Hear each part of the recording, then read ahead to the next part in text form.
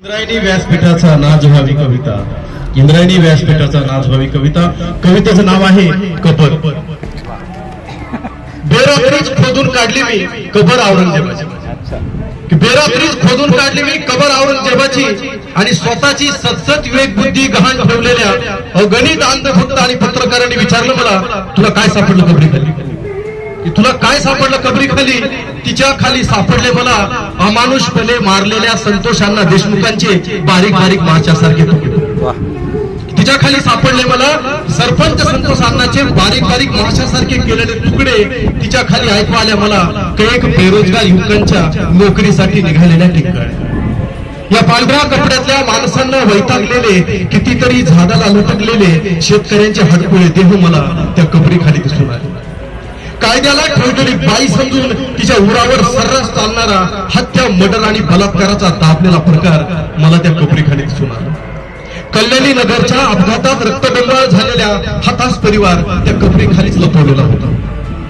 जनसामान्यांच्या कल्याणासाठी निधीच्या नावावर गोळा केलेली पैशांची बंडलच्या बंडल मला त्या औरंगजेबाच्या कबरी खाली सापडली.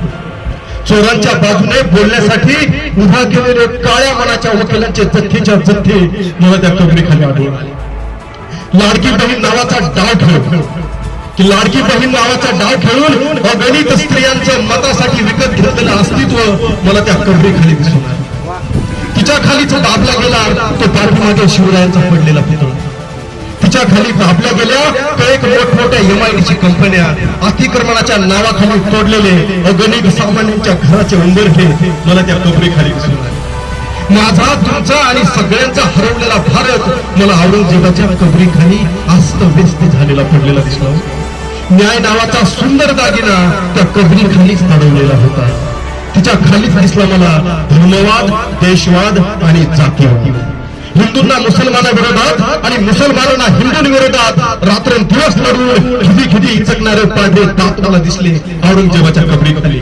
आणि एवढं सगळं तिच्या खाली सापडल्यावर झाकली मूठ 1.25 लाखाची म्हणत 1.5-2 किलो द्राक्ष खात तिच्यावर आजगारासारखा पडलेला औरंगजेब माझ्याकडे बघून फक्त हसत होता, हसत राहिला आणि अजूनही हसत आहे, अजूनही हसत आहे. धन्यवाद. जय हिंद.